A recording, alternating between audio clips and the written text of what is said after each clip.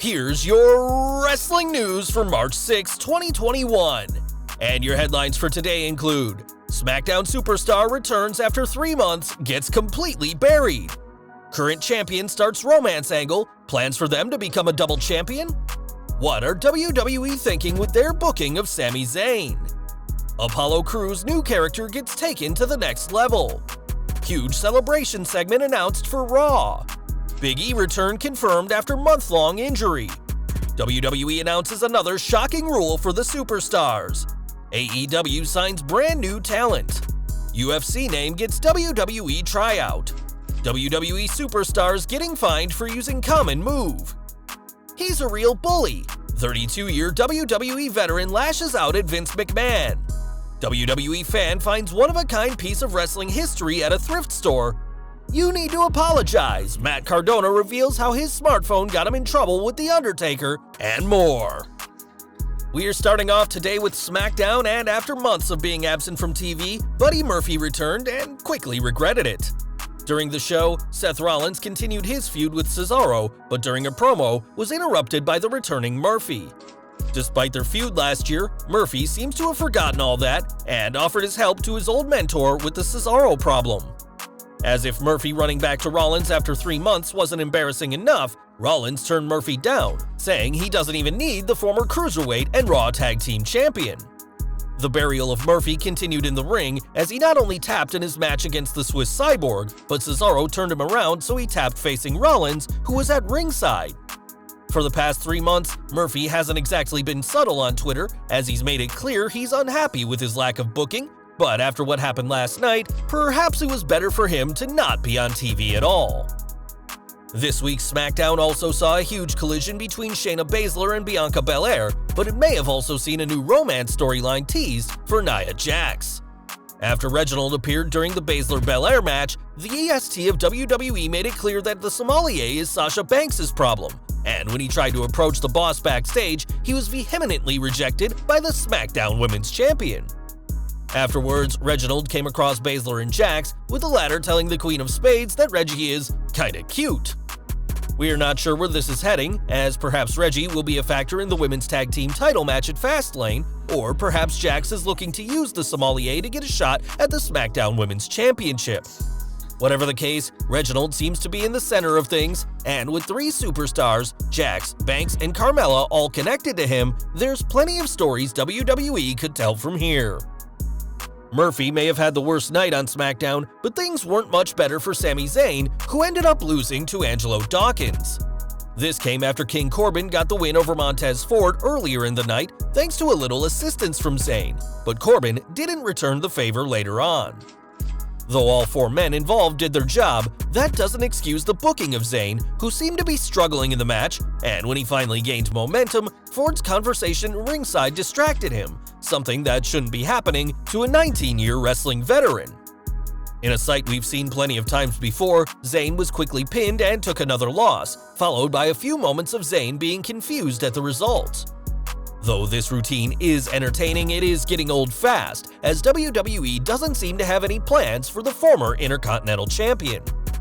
If we had to guess, perhaps WWE is looking to a Sami face turn and possible WrestleMania match against Corbin, but given his years as a cowardly heel and his recent weeks of underwhelming booking on SmackDown, we have serious doubts WWE would be able to pull this off.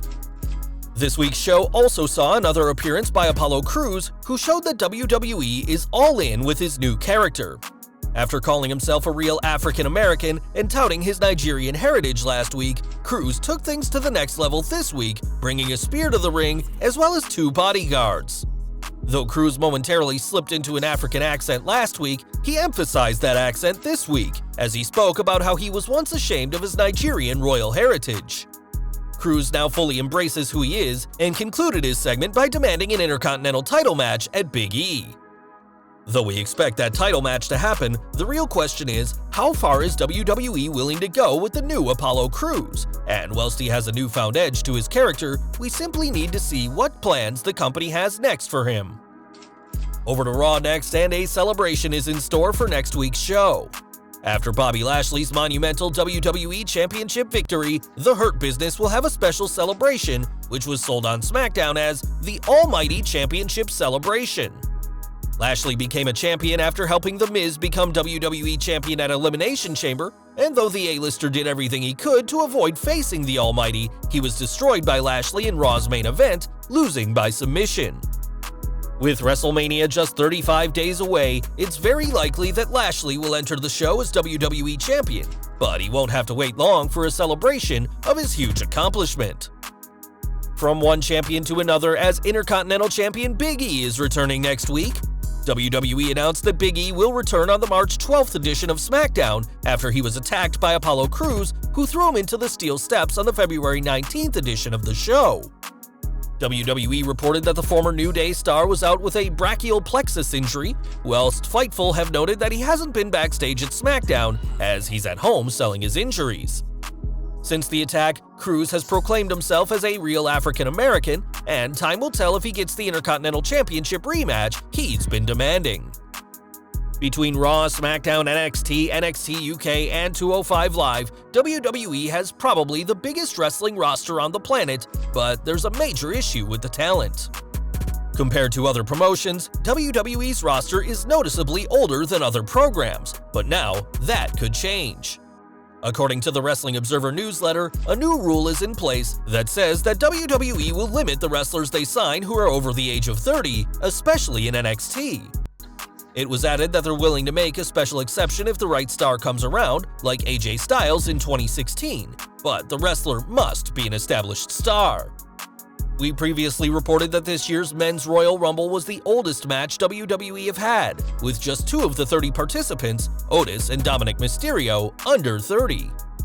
Recent special exceptions to WWE's rule include LA Knight, who's 38, and Taya Valkyrie, who's 37, but hopefully this new rule means more younger talent will get an opportunity in WWE. Speaking of new signings, AEW has a pretty impressive roster too, and have just announced the signing of a new star. On Twitter, Tony Khan revealed that Shawn Dean has signed a contract with the company, and the AEW president praised Dean for his consistent hard work, positivity, and reliability. In addition to Dean, AEW will have 2 mystery men at tomorrow's Revolution pay-per-view, one for the ladder match and one being described as the biggest scoop ever. And though we don't know who either wrestler will be, we do know that Shawn Dean is now All Elite. Back to WWE, and fans could be hearing a new voice soon at the commentary table. That's according to Wrestling Inc., who report that former UFC commentator Jimmy Smith was brought in during last night's SmackDown for a tryout with the company, and auditioned for a role as a commentator. In addition to having worked with the UFC, Smith was also with Bellator, but the two sides parted ways in 2017.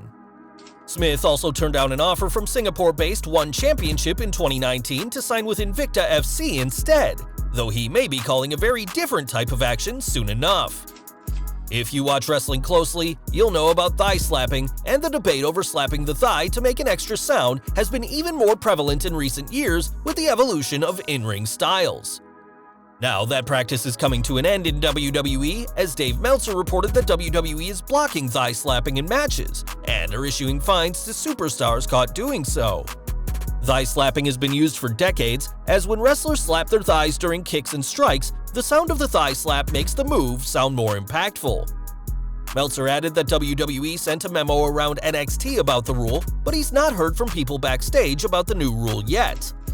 Fightful Select later confirmed Meltzer's report, and though they couldn't confirm details about the fines, they reported that WWE now has a massive no thigh slapping sign at events, ever since the memo was sent out in February. Thigh slapping has been a wrestling trope since the early 1950s, according to Meltzer, who noted that Mr. Wrestling 2 used slaps for added sound effects when delivering the knee lift. British wrestler Chris Adams also used thigh slaps during super kicks, and whilst its use has come under severe criticism, it continues to be used on the independent circuit and NXT. Following last year's takeover in your house, Randy Orton kicked off quite a storm when he called out superstars for overdoing slaps, culminating in a back and forth with Tommaso Ciampa. Orton went on to say that this is just harmless banter, and the Viper sure does know how to stir the pot. Thigh slapping isn't just a WWE thing, as a well-timed slap always gets a big pop from any audience, but it's one that WWE now wants to stop in their promotion. But what do you think? Has the whole issue been blown out of proportion? What are your thoughts on thigh slapping in wrestling? Let us know in the comments. In 2017, WWE released Jim Johnston, the man responsible for legendary theme songs, including the entrance music for Hulk Hogan, The Rock, Stone Cold Steve Austin, and DX. It was a move that shocked fans, and according to WWE's longest-serving music maestro, the decision may have been caused by some people pointing Vince McMahon in the right direction. Speaking in a recent interview with Michael Morales-Torres of Lucha Libre Online, Johnston explained what happened before his release. There were some really bad people there, catering to Vince's ego and a couple of higher-up egos, making them feel like, this is the direction you've got to go. It never sat with me, and I kept getting funneled out. Johnston added that he considers Vince a friend and worked well with him for 32 years, but others weren't so lucky. He said, "He's a really intriguing guy. He's an incredibly charismatic guy. He can be real tough. He can be a real bully."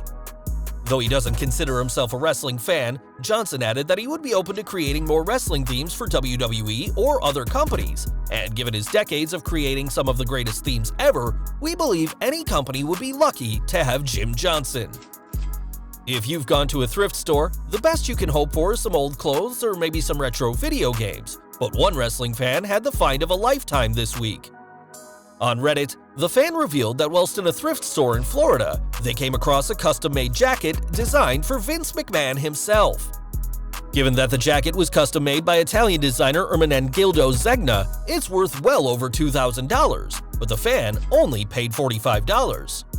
The fan even posted photos of the inside of the jacket, confirming that it is a Zegna original and was made for the chairman of the board.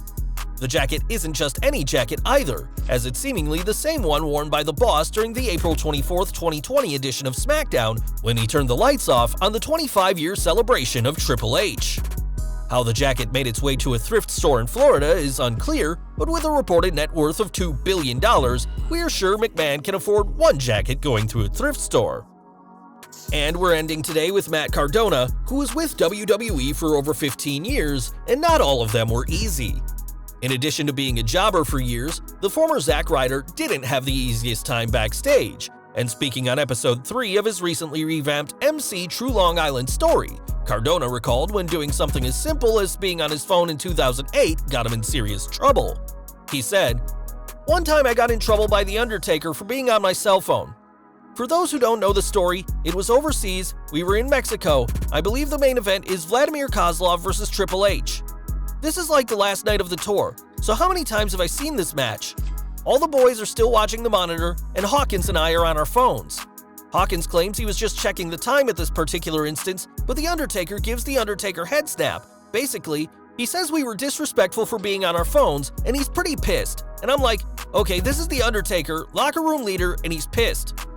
Mark Henry pulls us inside and says, you need to apologize to Undertaker.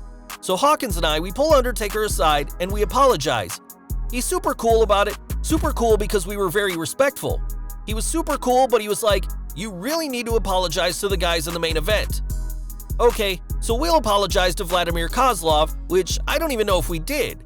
Maybe we did, but he doesn't know what's going on. We love Oleg. Oleg's the best, one of our friends from Deep South. Now we have to stooge ourselves off to Triple H. So Triple H, I'll never forget this, he's in like a private dressing room and we're like, Knox? Excuse me, Triple H? We were on our cell phones during your match and we're really, really sorry. That was very disrespectful or whatever we said. He played it off like he didn't care. Though it's commonplace nowadays to be on your phone all day, smartphones were still a new thing in 2008, and in an industry built on respecting more veteran wrestlers than yourself, Cardona quickly learned to always watch the matches, even if it's one he's seen dozens of times before. Well guys, that's our news for today. Please share your comments below. Also hit the like button, subscribe to our channel, and hit the bell icon to receive all notifications. And as always, thanks for watching.